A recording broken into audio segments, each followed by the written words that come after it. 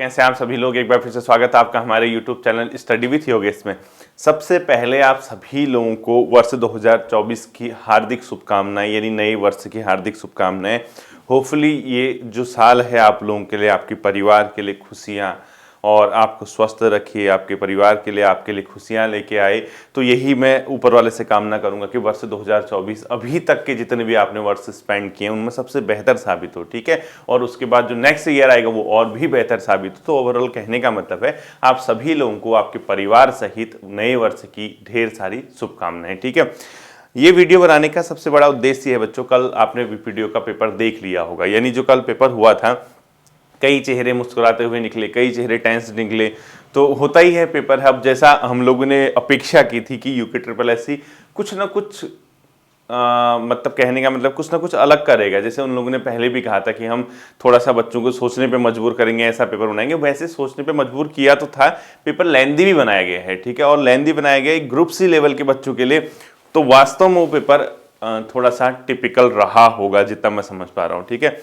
और दूसरा, जितना हार्ड था उससे ज़्यादा लेंदी वो जरूर था, क्योंकि मैंने एक चीज़ नोट किया, पहले जब आप लोग इससे पहले ग्रुप सी के एग्जाम देते थे, आप 100 नंबर के फैक्ट के आधार पे एग्जाम पे जाते थे। आज भी वही है, लेकिन आपको एक क्वेश्चन में आज 3-3, 4-4 फैक्ट पता होने चाहिए। कहने का मतलब ये पेपर जस्ट डबल हो गया है। अब आप जो 100 नंबर का पेपर देते थे तो 200 नंबर के फैक्ट वहां पेपर में पूछे जा रहे हैं और क्वेश्चन उसका एक ही होगा। यानी अगर आपको कोई एक क्वेश्चन पढ़ते हो तो उसमें पहले आप डायरेक्ट आंसर दे आते थे कि इसका आंसर ये। अब उसमें क्या होगा, 3-4 फैक्ट इंक्लूड हैं। अब 3-4 फैक्ट के साथ आपको क्वेश्चन पूछा जा रहा है। बस ज्यादा टफ से ज्यादा लेंदी पेपर था। अगर उसके 15 से 20 क्वेश्चन को हटा दिया जाए, अगर आप उसकी जो 15 से 20 क्वेश्चन है, जैसे कुछ इकोनॉमी के क्वेश्चन है, कई बच्चों को जैसे वो राजकोषीय वाला नहीं आ पाया होगा, कुछ कई लोगों को ट्रिपल आर यानी रिजर्व बैंक द्वारा अगर ट्रिपल आर यानी रिवर्स रेपो रेट बढ़ा दिया जाए तो उसका क्या इंपैक्ट पड़ेगा वो नहीं आ पाया होगा। कुछ लोगों को विनिवेश वाला क्वेश्चन नहीं आया होगा, डिसइन्वेस्टमेंट जो होता है आपका, डी इन्वेस्टमेंट जो सरकार करती है उसके क्या इंपैक्ट रहते हैं। कुछ लोगों को एफडीआई का क्वेश्चन नहीं आएगा, फॉरेन डायरेक्ट इन्वेस्टमेंट में कौन कौन से समाहित करते हैं। हालांकि जैसे एफडीआई वगैरह, विनिवेश, एफडीआई तो मैंने आपको कराया हुआ था जहां गहन अध्ययन की क्लासेस हमारी इकोनॉमी की चल रही थी। राजकोषीय नीति भी मैंने आपको कराई थी, उसमें मौद्रिक नीति लिखा था। मौद्रिक नीति आरबीआई करता है बच्चों, ठीक है। राजकोषीय नीति जो है अपने आप में सरकार की होती। तो इन क्वेश्चंस को हटा दिया जाए तो बाकी इसी प्रकार से कुछ हिंदी के अंदर थे, जैसे कुमाऊनी और गढ़वाली जो अपने आप में मुहावरे या लोकोक्ति जो भी पूछे गए थे, और कुछ क्वेश्चन कुमाऊनी भाषा के थे, मतलब बोली के थे, वहां की क्वेश्चन हटा दिए जाए तो बाकी जो 80 नंबर का पेपर था वो कहीं ना कहीं ठीक था। ठीक था का मतलब मैं इजी था नहीं कह रहा, मैं कह रहा कि 20 क्वेश्चन को अगर आप हटा दें, उसके अलावा जो बचा हुआ 80 क्वेश्चन का पोर्शन है वो मैक्सिमम बच्चों के रीच में आ रहा था। ऐसा नहीं कि नहीं कर पा रहे थे। अब 80 में से 80 नहीं लाएंगे हर कोई, मुझे पता है। 80 में से 8-10 क्वेश्चन गलत हो जाते हैं, 5-7 क्वेश्चन गलत हो जाते हैं, फिर उनको नेगेटिव बना के आप टोटल देखोगे तो 72-73 नंबर बच्चे लेके आ रहे हैं, ठीक है। नॉर्मली जो मतलब मेरे को अभी तक मैसेजेस आए हैं, मैं भी देख रहा था कि 72-73 नंबर तक बच्चे पहुंच रहे हैं इस एग्जाम में, ठीक है। तो सबसे बड़ी बात है, इसके जो कट ऑफ है, इसके कट ऑफ पे तो हम बाद में डिस्कस करेंगे। आगे की क्या स्ट्रेटेजी अपनाई जाए, आगे क्या किया जाए कि ग्रुप सी का एग्जाम निकले। पहले तो क्या होता था, बच्चे ये सोचते थे कि यार ग्रुप सी का आसान है पढ़ना और वनडे एग्जाम है, ज्यादा चांसेस बनते हैं कि इसमें निकल जाए। लेकिन अब जैसा पैटर्न अधीनस्थ ने पकड़ लिया है, उस पैटर्न के हिसाब से देखा जाए तो अब आपको थोड़ा सा गहन अध्ययन करना ही करना है, यानी डीप स्टडी आपको करनी है। डीप स्टडी भी ऐसी नहीं कि आप बहुत भारी भरकम किताबें पढ़ के आओ, ऐसा नहीं कह रहा मैं। मतलब वो है कि कोई टॉपिक पढ़ते हो तो कोई टॉपिक अगर आपका ठीक ठाक तरीके से पढ़ा होगा तो आपका काम बन जाएगा। जैसे क्वेश्चन ही था, बागेश्वर जिले को कौन सी अन्य जिले सीमा बनाते हैं, ठीक है। अब वो जिला सीरीज से आपका क्वेश्चन बन गया होगा मुझे लगता है, ठीक है। वो बहुत बड़ा इश्यू नहीं था, आप कभी भी पूछ सकता है। दूसरा, एक जिला दो उत्पाद में कौन सा गलत मैच है, इनको मैच करिए, वो नॉर्मल क्वेश्चन था। 1 डिस्ट्रिक्ट 2 प्रोडक्ट वाला क्वेश्चन मैंने आपको कराया हुआ था। केंद्रीय करों में और उसमें जो हिस्सेदारी है वो क्वेश्चन आपको बहुत अच्छे से कराया गया था। इसके अलावा जो निर्यात उत्तराखंड सरकार का है उसमें सबसे ज्यादा बड़ी मद कौन सी, वो क्वेश्चन कराया था मैंने, कराया था ना। फार्मास्यूटिकल्स था, उसके बाद कुछ दूसरा मैंने कराया था, फिर मैंने उसमें प्लास्टिक वगैरह लिखा है, तो उसमें वो क्वेश्चन कराए गए थे आपको, वो आपके रीच में होंगे, ठीक है। तो कहीं ना कहीं अगर आप देखोगे एक पेपर के हिसाब से, अगर मतलब ग्रुप सी के हिसाब से देखोगे तो वास्तव में वो पेपर ग्रुप सी के बच्चों से थोड़ा सा उनकी रीच से बाहर था। रीच से बाहर हम ऐसे भी कह सकते हैं क्योंकि इस टाइप का ट्रेंड माइंड आपका चला नहीं है पढ़ने के, जैसे अभी 2 पेपर कर दिए इन लोगों ने इस टाइप के, अब यहां से आपको आइडिया आ जाएगा कि इस टाइप का पेपर हमारा बन रहा है तो हम इस टाइप से अध्ययन करें, यानी आपको अपना मोड चेंज करना पड़ेगा। और मैं ये नहीं कह रहा कि आप अपने जो फैक्ट हैं आप फैक्ट बेस पे पढ़ते हैं वो छोड़ दो, ऐसा नहीं। देखो एक क्वेश्चन अगर आता है उसमें 3-4 फैक्ट की इंफॉर्मेशन आपको पता होनी चाहिए, उसमें से 1-2 भी अगर सही हो रही ना तो आपका काम बन जा रहा। आयोग ने क्या किया है, अगर वो लेंदी कूट वाला क्वेश्चन दिया है तो उस कूट की सबसे बड़ी बात ये कि उसमें एक कूट अगर आपको पता चल रहा तो वो सारे क्वेश्चन बन जा रहे हैं, मतलब सारा पूरा बन जा रहा है। तो ये भी बहुत मतलब अपने आप में देखने वाली चीज थी। बाकी जो इस पेपर की कट ऑफ की उम्मीद लगाए हैं बच्चों, मैं आपको बता दूं सिंपल सी बात, मैंने पहले जब मैंने फर्स्ट में मैंने इस पेपर को देखा, जैसे ही देखा तो मैं समझ रहा था कि इसकी 65 से 70 के मिड में कहीं रहनी चाहिए, 68 69 जनरल बॉयज की, ठीक है, ये मैंने सोचा। लेकिन जब उसका 1-2 बार स्टडी करने के बाद कई बच्चों के जो फीडबैक आए, सर हमारे इतने आ रहे, कई एक बच्चे ने 79 बताया था, किसी ने 77 बताया, तो मुझे ये लगता है कि कहीं ना कहीं बच्चों ऐसे छात्र जो 74-75 नंबर से ऊपर को हैं, 73-74 नंबर से ऊपर उनका तो हो जाएगा इसमें, ठीक है। कोई अब इसमें कई इश्यू भी है, देखो अब क्योंकि ग्रुप सी का एग्जाम है, ट्रिपल सी का अलग मुद्दा इसमें है, ट्रिपल सी जिसका है जिसका नहीं उनकी अलग कट ऑफ के अकॉर्डिंग भी बच्चे देख रहे हैं। तो जहां तक मेरा अपना मानना है कि लगभग जनरल, ओबीसी एंड ईडब्ल्यूएस जिन बच्चों के 73-74 के आसपास मार्क्स बन रहे हैं उनको लगभग मान के चलना चाहिए कि उनका अंतिम सूची में नाम आ जाना चाहिए। क्योंकि अभी तो देखो बच्चे कहेंगे हमारे इतने हैं, ये आंसर की भी आ चुकी है, आपने मिला भी लिया होगा, तो कहीं ना कहीं आप देखना वो पेपर सबके बस की नहीं है बच्चों। मैं क्योंकि अगर एक दौर ऐसा हुआ करता था जैसे अगर किसी के 80 मार्क्स आ रहे तो 80 वाले बहुत मिल जाते थे, लेकिन ये पेपर ऐसा नहीं कि अगर एक 80 वाला मिल रहा तो कट ऑफ 75 से ऊपर ही जाएगी या 80 चली जाएगी। इसमें 80 वाले, 78 वाले, 76 वाले गिने चुने बच्चे होंगे, ठीक है।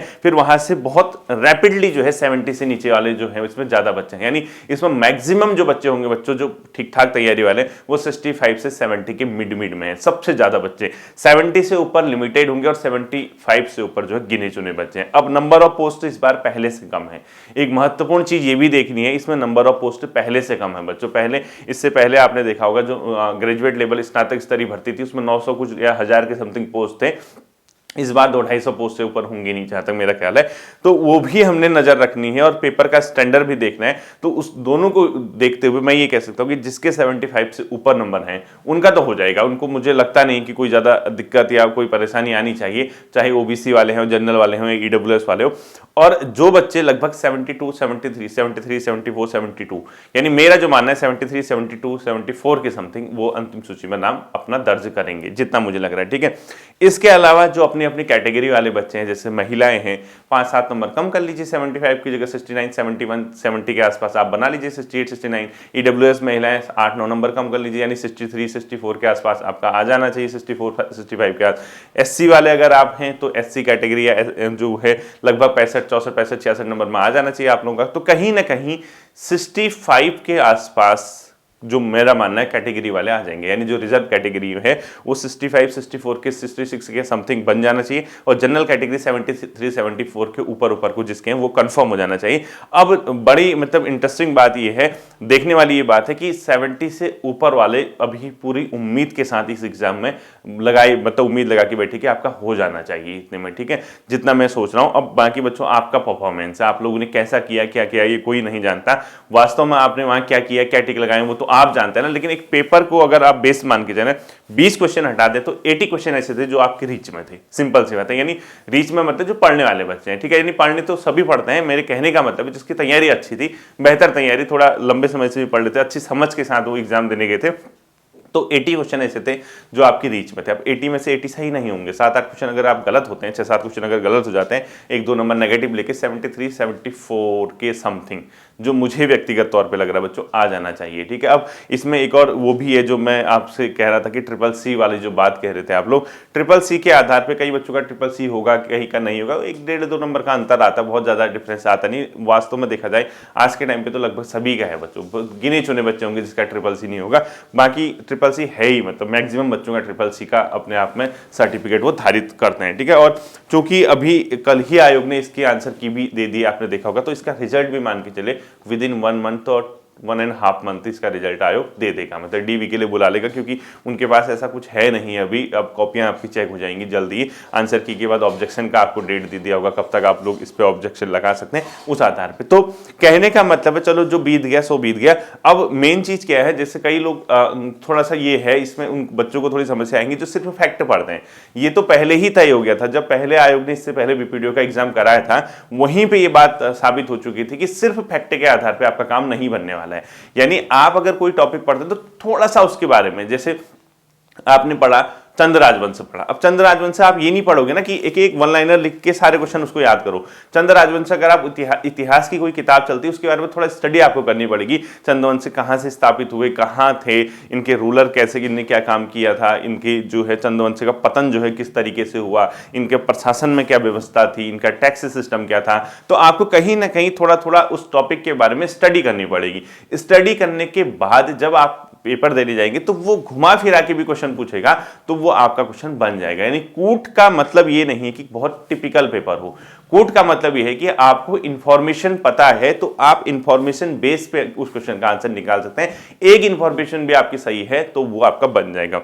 थोड़ा सा जैसे वो वाला क्वेश्चन था कोसी नदी के किनारे उत्तर से दक्षिण इन शहरों को जो भी हैं, वो मुझे ये लगा कि जैसे इस टाइप के क्वेश्चन में क्या होता है, बहुत बड़े बहुत फेमस सिटी है नहीं वो, ठीक है। तो वहां पे मुझे ये लग रहा था कि कहीं ना कहीं एक जैसे चार धाम है या अपने आप में कोई बड़े फेमस जगह है वहां के अगर देते तो ज्यादा बेटर रहता। अब सोमेश्वर तो ठीक है चलो, उसके बाद बेताल घाट, उसके बाद खैरना गर्म पानी, फिर या अल्मोड़ा, तो मुझे लगता है कि थोड़ा सा ये वाले क्वेश्चनों में बच्चों को परेशानी आई होगी क्योंकि मैप को ऑब्जर्व नहीं किया होगा तो फिर बहुत दिक्कत हो जाएगी। जैसे अब जो उस एरिया से बिलोंग करते हैं उनको भी मुझे लगता है कई बच्चों को कंफ्यूज रहा होगा उस क्वेश्चन को करने में, क्योंकि वो बेताल घाट, और अभी भी मुझे थोड़ा सा उस पर डाउट है कि वो उसमें ऑप्शन था या नहीं था, पता नहीं। मुझे जहां तक लग रहा था सोमेश्वर के बाद अल्मोड़ा, अल्मोड़ा के बाद अगर आप बेताल घाट की ओर देखेंगे, अगर डायरेक्शन देखेंगे, देन आप खैरना की ओर देखेंगे डायरेक्शन के हिसाब से, शायद ये ऑप्शन था नहीं था मुझे नहीं पता। तो इस टाइप से कुछ बन रहा था, उन क्वेश्चंस पे थोड़ी दिक्कत आई होगी। बाकी कुछ क्वेश्चन ऐसे थे तो बच्चों स्थानीय जो आपका जो लैंग्वेज है यानी स्थानीय जो बोली भाषा है वहां से जो क्वेश्चन उठा रहा उसी की वजह से वो क्वेश्चन आपके लिए थोड़ा सा कॉम्प्लिकेटेड बन जा रहा होगा। जैसे अगर उसमें 8 से 10 नंबर आप ऐसे देखेंगे, जो स्थानीय आपका ज्ञान है, आपकी लोकल कल्चर से संबंधित ऐसी जो शब्दावली है, वहां अगर आप छोड़ दें उस क्वेश्चन को, बाकी के जो पोर्शन है वो ठीक ठाक पेपर है, उसमें थोड़ा सा आपका नॉलेज बेस जो इन लोगों ने पूछा है। बाकी जो आपका योजनाएं थी, अब हम लोग पहले क्या करते थे, एक ही योजना एक बार पढ़ लेते थे, अब उसने क्या कर दिया 4 क्वेश्चन 4 योजनाएं, मुख्यमंत्री महालक्ष्मी योजना या अपने आप में सशक्त उत्तराखंड जो भी इसमें दे रखी हैं, या आपकी नंदा गौरा योजना जो भी उसने दे रखी है, गौरा शक्ति, वो पहले क्या होता था आप एक एक क्वेश्चन पढ़ के जाते थे, अब 4 के 4 साथ में दे दे, तो 4 कूट मिलाना दे दिया। अब कूट मिलाना दे दिया तो आपको लग रहा होगा कि लेंदी है तो टफ है, ऐसा नहीं है, ठीक है। इसके अलावा जैसे आपका एक क्वेश्चन वो भी आया था वहां पे, जो हमारा ही न्यायिक अकादमी कहाँ है, भवाली में है, ये कहाँ है, वो सब क्या कर दिया उन लोगों ने, वो आपको किताब पढ़ने के बेस पे आपके आंसर बनेंगे। अब ये दौर चला गया है ग्रुप सी एग्जाम में कि आप सिर्फ वन लाइनर पढ़ के ही एग्जाम देंगे, ऐसा नहीं है, ठीक है। आपको थोड़ा सा स्टडी की होनी चाहिए तो आपका काम बन जाएगा इजीली। दूसरी बात, कभी भी पलटी मार सकते हैं आयोग वाले, ठीक है। यानी हो सकता है कि अगली बार आपके पुराने पैटर्न पे क्वेश्चन आ जाए, इसीलिए मैं कह रहा हूं कभी भी इतने चेंजेस मत करना कि आप अपने अस्तित्व को, जिससे आपकी पहचान थी, वही भूल जाओ। अगर आपको इस पैटर्न को फॉलो करना है तो इसका ये मतलब नहीं कि जो आपने आज तक फॉलो किया उसको फेंक दो, कबाड़ में डाल दो और वो किसी काम का नहीं है, ऐसा नहीं होता है, ठीक है।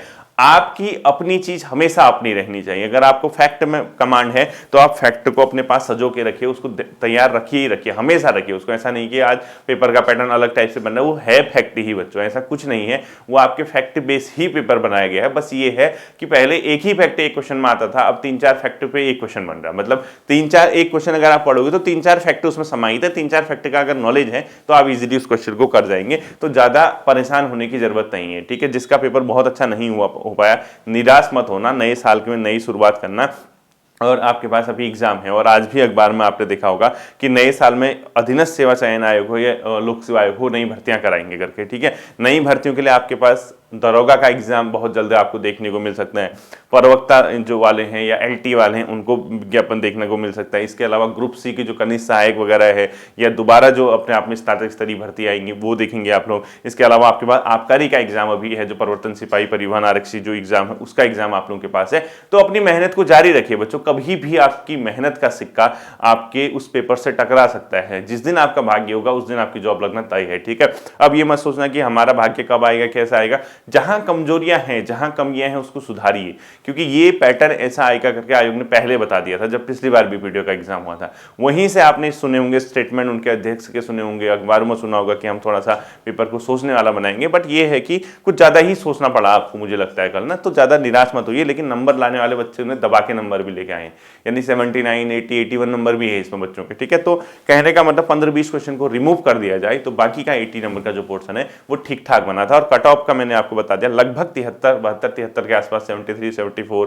के आसपास वाला जो है अंतिम रूप से चयनित हो जाना चाहिए। और 75 वालों को अभी से ढेर सारी शुभकामनाएं, उनका तो हो ही जाना चाहिए जितना मैं समझ रहा हूं। बाकी जो कैटेगरी वाले हैं 7, 5, 6, 4, 5 नंबर कम करते हुए आपको आइडिया ही है, लगभग 66, 67, 65, 66 के आसपास जो है एससी वाले, इसी तरीके से महिलाएं जो है 67, 66, 67 आसपास, ईडब्ल्यूएस महिलाएं 64, 63, 64, 62 के आसपास। इस टाइप से जो मुझे लग रहा है कि अंतिम रूप से चयन आपका हो जाना चाहिए, ठीक है।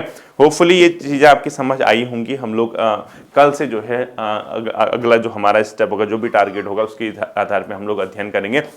इसके साथ ही कई बच्चे परिवहन आरक्षी के लिए जो टेस्ट पेपर की अपने आप में बात कर रहे थे कि सर टेस्ट पेपर करा दीजिए, तो आप लोग टेलीग्राम पे जो जुड़े हैं वहां आपको इसकी इन्फॉर्मेशन मिल जाएगी। स्टडी विथ योगेश नाम से टेलीग्राम पे जो बच्चा नहीं जुड़ा है उसको सर्च करके, जिसमें 38,000 से ज्यादा मेंबर है, उसमें आप लोग जुड़ जाइएगा, वहीं आपको इसकी इन्फॉर्मेशन दे दी जाएगी, ठीक है। फिर मिलते हैं अगले सेशन पर, अपना ध्यान रखिएगा। Thank you.